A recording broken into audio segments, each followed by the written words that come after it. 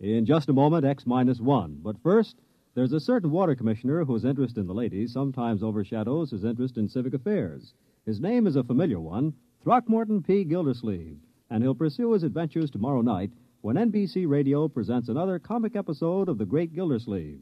So when you hear the familiar voice and hearty laugh of the water commissioner from Summerfield tomorrow, why, stay tuned and enjoy another romantic scramble with the one and only The Great Gildersleeve on this NBC station.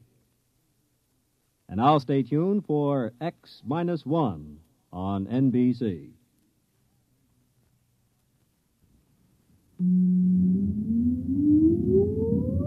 Countdown for blast-off. X-5, 4, 3, 2, X-1, fire.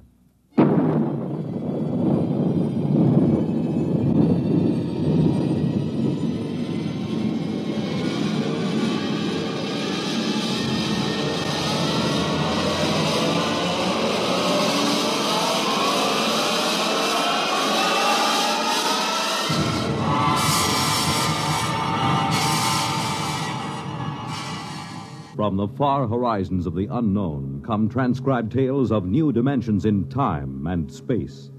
These are stories of the future, adventures in which you'll live in a million could-be years on 1,000 maybe worlds. The National Broadcasting Company, in cooperation with Galaxy Science Fiction Magazine, presents X-1.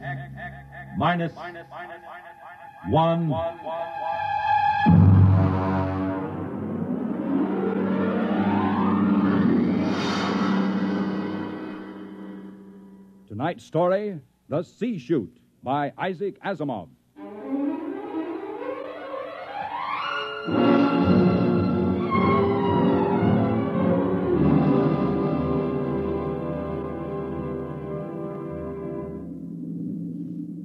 We were on our way home to Earth when it happened. 6 of us, coming home as passengers aboard the merchant spaceship Starfire, at the start of the Second Interstellar War, the one between Earth and the planet Chloro. And then it happened.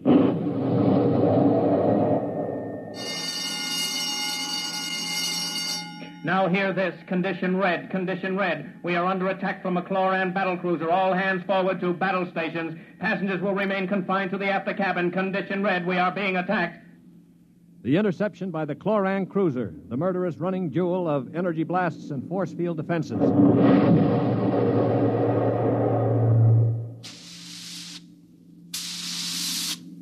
We huddled in the passengers' after cabin, terrified, not knowing how the battle was going. We could hear the desperate bursts of steam through the steering tubes as the Starfire maneuvered to dodge the enemy attacks. And then...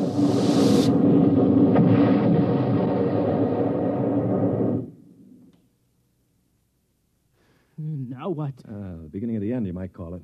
Well, what does it mean, Stuart? You were a space pilot. It means our generators have been drained of energy. We can't fight back. But, All right, Monsieur, don't worry. They won't destroy us. They need our ship too badly. They'll simply board us and take over. But what about the crew? The crew, Colonel? If they have any sense, they'll surrender. If they choose to fight, they'll... Now, they're coming aboard. Now, be very still. Oh, Mother in heaven, help us. Be still. If only those fools on deck will surrender without a struggle. They are fighting. Yes, it's the end. We've got to help them. All right, don't open that door. We just can't let them die. You can't help them. I'm going. Stop him. All right. Aristide. Shut the door quickly. Aristide, my brother. That poor fool. I'll get them.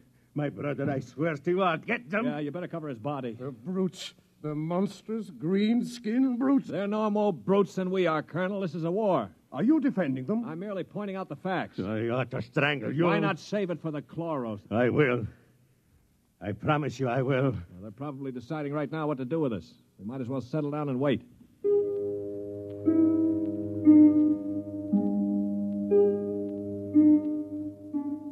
We sat there, the 5 of us, and listened while the Chloran invaders killed off the members of the Starfire's crew. Among us was Colonel Anthony Wyndham, an old Colonel Blimp type with a lame leg. Wyndham had spent his life in the militia back on Earth, but had never seen a battle. There was Demetrius Poliorkitis, who had just watched his brother being killed by a chlorocarbonizer. Poley was a huge man.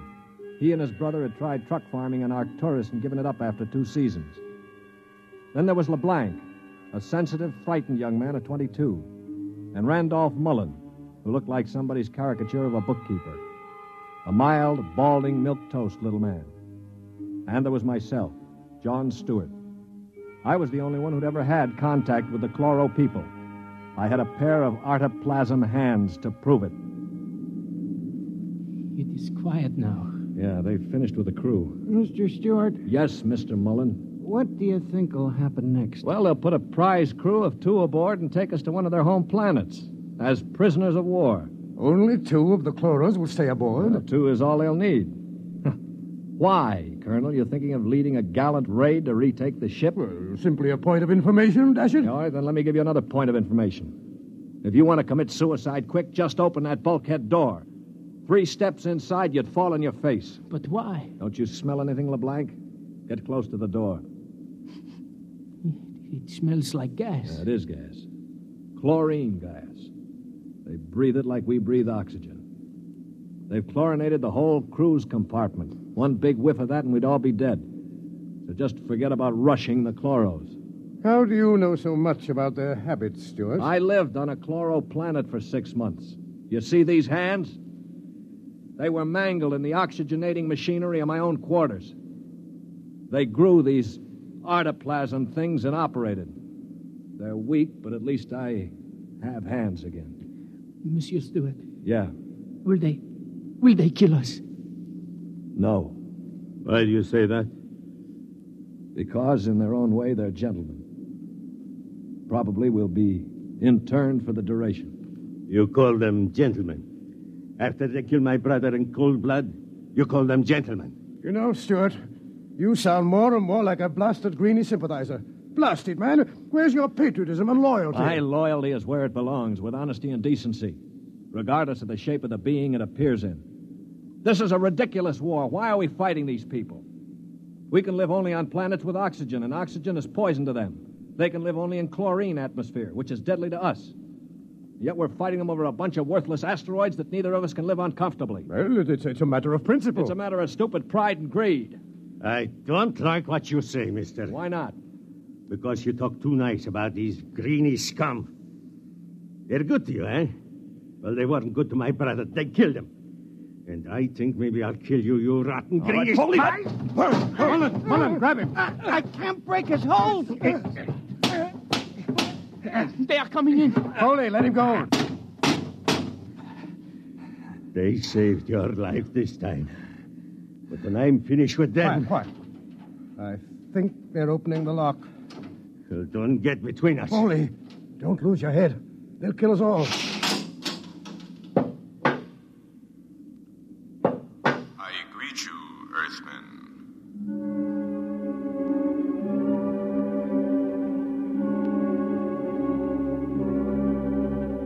The chloro was not a pleasant sight to anyone unused to it. He was about the height of an Earthman, but the top of him was just a green stalk with eyes. He was still wearing a spacesuit to protect him from the oxygen in our compartment. And in one of his tendrils, he carried a chloran gun. As he stood in the doorway, I could see Polyarchete's eyes begin to glisten with rage. Then, with a bellow like a huge bull, he threw himself at the chloro.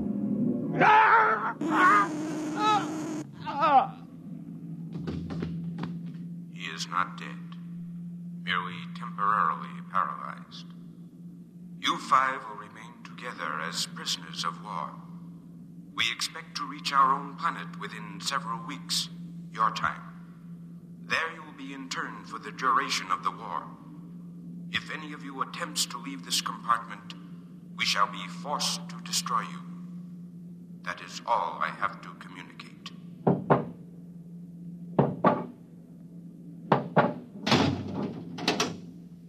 Hadn't we better do something for Mr. Polyarchetes? Oh, he'll be all right. Just hoist him up on the cot. That's it. Hi, Polly. Can you hear me, you stupid brute? His voice is coming back. Yeah. Now, I know what's going on in that thick skull of yours, Polly. You think that when the paralysis wears off, you'll ease your feelings by slamming me around some more. Well, if you do, it'll be curtains for all of us. How do you mean, sir? None of you know the chloros the way I do. Unlike us, they assume automatically that any group of Earthmen they find together comprises a biological grouping, like an ant colony. The result is that they consider the group as something holy. Now, they'd never break us up. And if one of us did any harm to another, they'd have us all executed as a bunch of chlorotype perverts, a non-functioning group. So call all the names you want, but keep your hands to yourself or we're finished.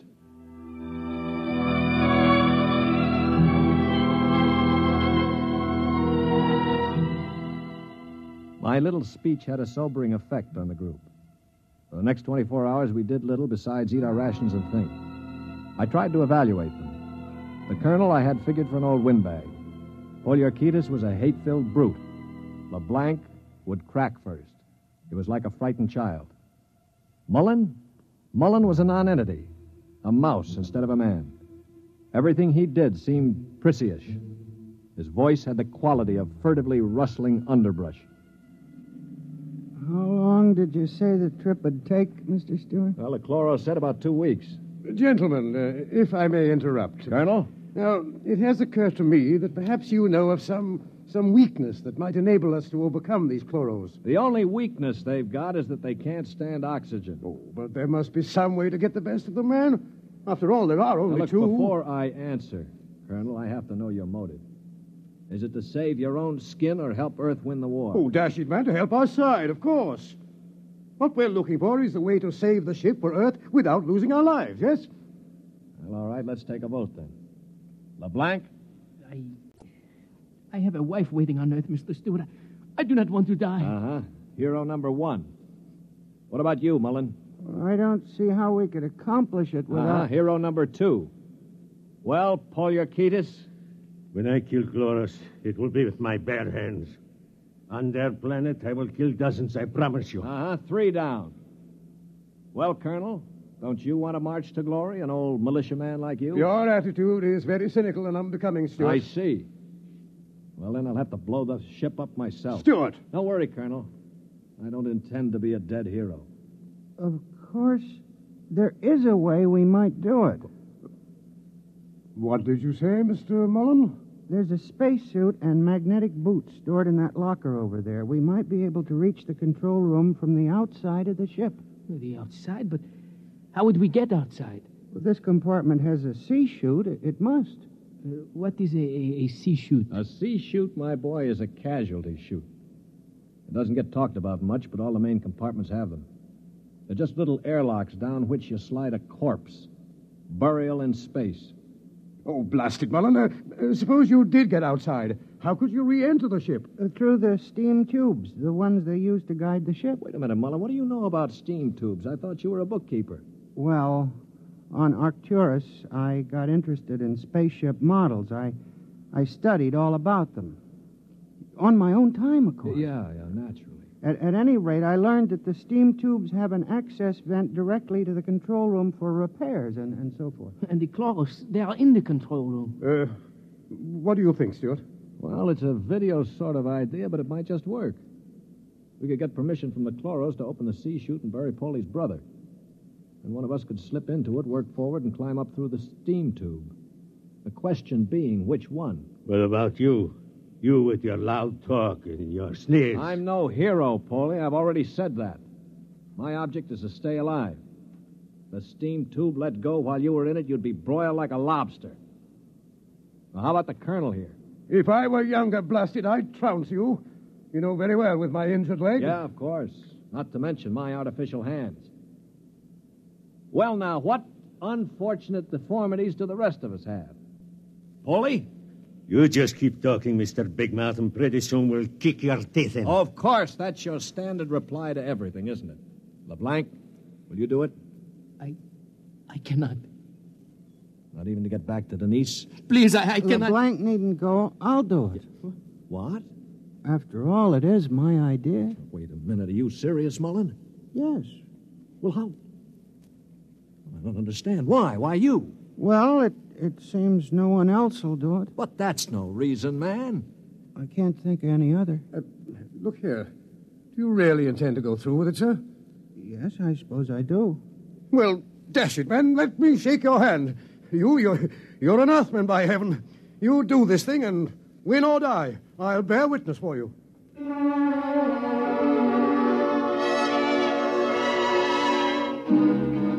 It was quite a moment. Mullen the mouse had suddenly turned into a man. He just stood there awkwardly while the colonel puffed his hand. Poliorcetes seemed stunned. LeBlanc was wide-eyed. And I? Well, I was in a peculiar position, one in which I rarely found myself. I had absolutely nothing to say. That ought to bring them. I hear one.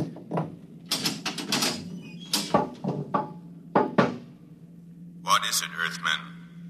One member of our unit is dead, as you know. We request permission to jettison his body out of the casualty chute. You may do so. You'll have to open the chute lock from the control room. I will do so. Is there anything else? No, nothing else, thank you.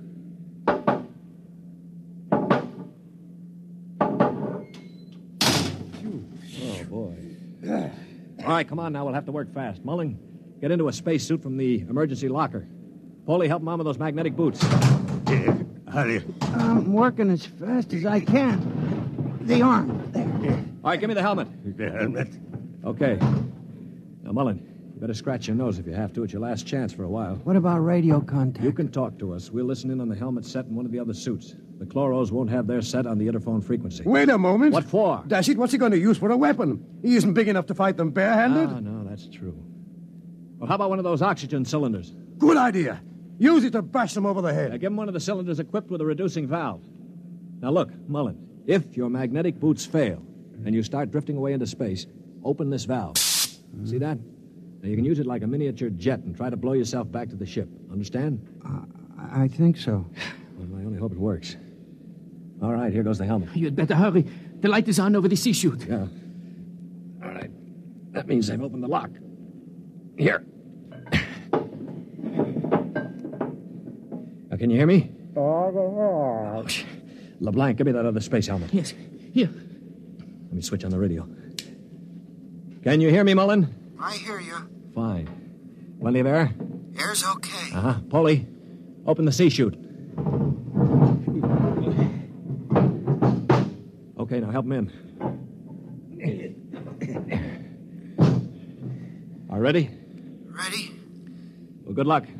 Close the chute.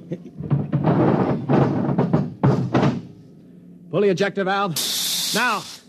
He's out. Oh, God help him. The light is out. Yeah. The chloros have closed the chute lock. I don't suppose he has much of a chance. No. Do you think he knew it? I don't know. I just don't know. Should I try to contact him on the radio? Yes, I think... Wait a minute. What is it? Listen, the chloros coming. Good Lord. He's sure to miss Mullen. Yeah, wait. Polly, get your brother's body on the cot. Put a blanket over it. Pretend it's Mullen asleep. Polly, for heaven's sake. My brother. All right, you've got to do it, man. It's our only chance. Listen, if Mullen could go out there and risk Very his... well. I will do it.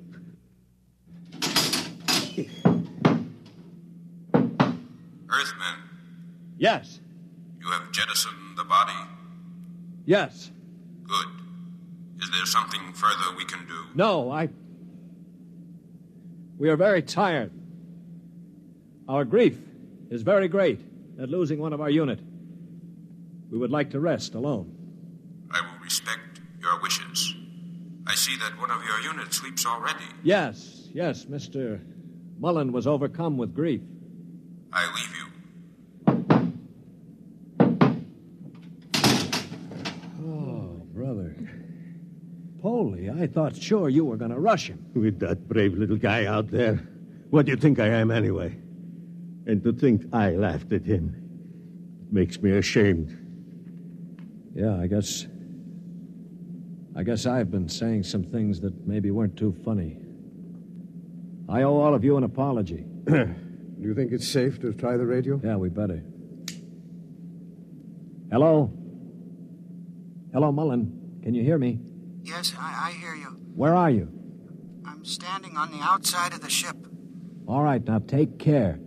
One misstep and you'll be marooned in space. Now, can you find the steam tubes? I think I've found one of them already. I can feel the rim. I just hope it doesn't let go when I get inside. Be careful. I'm going into the tube now. I can feel the ladder rungs they use to repair the inside. Now, keep in contact. I'm in the tube now. Good Lord. They've let go with a blast. Now, well, it may be the starboard tubes. Mullen! Still here. They use the other tubes, fortunately. Now, if they don't try to correct for over-deflection... Yeah, keep moving. I seem to be... Wait. Yes, I'm at the end of the tube now, where it opens into the control room. Good. Now, look, there's a small metal door there. Can you feel it? Yes, I'm afraid it's locked from the other side. Oh. I can't budge it. Mullen, listen to me. Stewart, I'm scared. I'm terribly scared. Yeah, all right. Now, hang on. Don't blow up. Listen to me. Are you listening? Yes. Take the spare oxygen tank. Bang on the metal door that leads to the control room. The chloros are bound to hear you. When one of them comes to investigate, try to hit him with a cylinder. Now, aim for the stalk on top of his body. Try to blind him. Will you do that? I'll try. Well, now, go on. Only one can come. The other will stay at the controls. Now, start banging.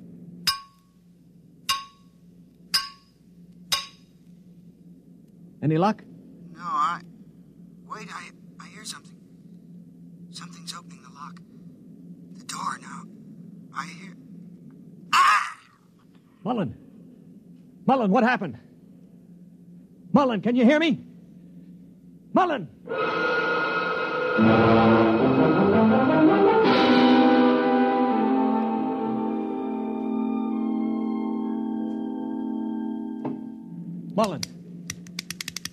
Mullen! Oh, it's no use. They must have gotten him. Yeah, he was one brave little guy, that one. But suppose they have just got him in the control room. I mean, maybe he's not dead. Well, then maybe one of us could rush them. We could bang on the door and jump the chloro. Well, the first guy would be a cinch to die. Well, I would be willing to take the chance. You? Why not? I could try. Not you. I'm the strongest. I do it. Now, listen, you chaps. I'm an old man. I've got nothing to live for anyway. Suppose I throw myself at the ray gun. Wait a minute. What's going on here? 20 minutes ago, there wasn't one of you who'd risk his little finger to get us out of here. Now you're falling all over each other. Maybe Mr. Mullen teaches us a lesson, huh? Yeah. Okay, Polly, give me the wrench. I'll start banging on the door.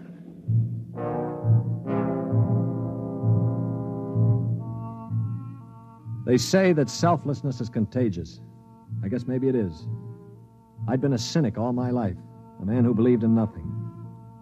Well, I'd come face to face with 4 human beings who proved that I'd been living a lie. I knew what I was going to do now. When the chloro came to investigate our compartment, I had it all planned. If only my poor, weak hands would hold out long enough. Ready? Ready. Here goes. That should bring him. Try again. Wait, listen. Shh. It's at the door. Get ready. It's opening the lock. For poor old Mullen now. Steady. No! Let him have it! Wait! Stop it! It's not the chloro! Wait! Good Lord. It's Mullen. Here, get the helmet off. That's it. All right, now lift. Mullen, are you all right? I seem to be quite all right. Well, the chloros. Both dead. At least I hope so. Well, what happened? Well, I banged on the steam tube hatch and a chloro opened it. Yeah? I hit him with a cylinder. It blinded him, I guess, but didn't kill him. He grabbed me and pulled me into the cabin. In the struggle, he broke my transmitter. That's why I couldn't talk to you. Finally, I managed to club him down. Well, what about the other one? The other one almost got me. It must have heard the scuffle and came into the cabin with a ray gun. What I did, I guess, was pure reflex. The cabin atmosphere was chlorine, of course, and the greenie didn't have a spacesuit on. So I just turned on the oxygen valve in that spare tube. It was like spraying an insect with poison. Well, you're a brave man, Mullen. I'd have been scared to death. Mullen, what is it? Mullen.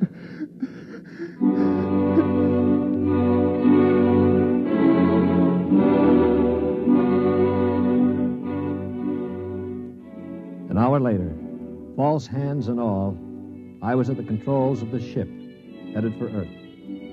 We'd gotten rid of the chlorinating equipment and restored the oxygen naturally. Mullen was asleep in the cabin under a sedative, or so I thought until the cabin door opened. Mullen, for Pete's sake, get back to bed. No, I'm quite all right now, really. Do you mind if I watch how you operate the ship? No, not at all. Sit down. You know, I guess I owe you an apology. I didn't think too much of you. That's your privilege. No, it isn't anybody's privilege, Mullen, to despise another. For years now, I've abandoned hope of finding any decency in human beings. I owe you a vote of thanks. You embarrass me, Mr. Stewart. I didn't do it for any heroic reasons, I assure you. Far from it. Well, why did you do it, Mullen? That puzzles me very much.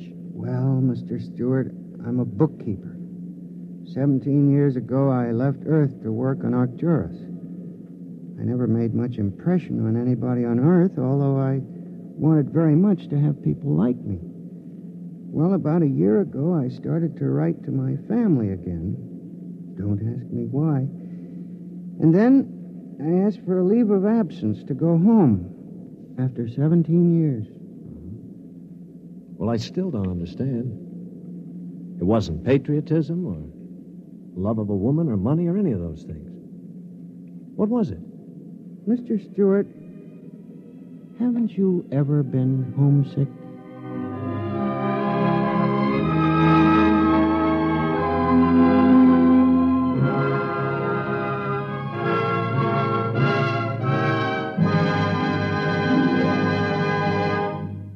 You have just heard X-1, presented by the National Broadcasting Company in cooperation with Galaxy's science fiction magazine, which this month features A Gun for Dinosaur by L. Sprague de Camp, a story of hunters in the bloodiest and most ferocious arena of all prehistoric Earth, where hunting reptile heavyweights is no job for human lightweights. Galaxy Magazine on your newsstand today. Tonight, by transcription, X-1 has brought you The C-Chute, a story from the pages of Galaxy, written by Issac Asimov and adapted for radio by George Leppers. Featured in the cast were Lyle Sudrow, Stan Early, Bob Hastings, Mercer McLeod, Danny Ocko, and John Gibson. Your announcer, Bill McCord. X-1 was directed by Daniel Sutter and is an NBC Radio Network production.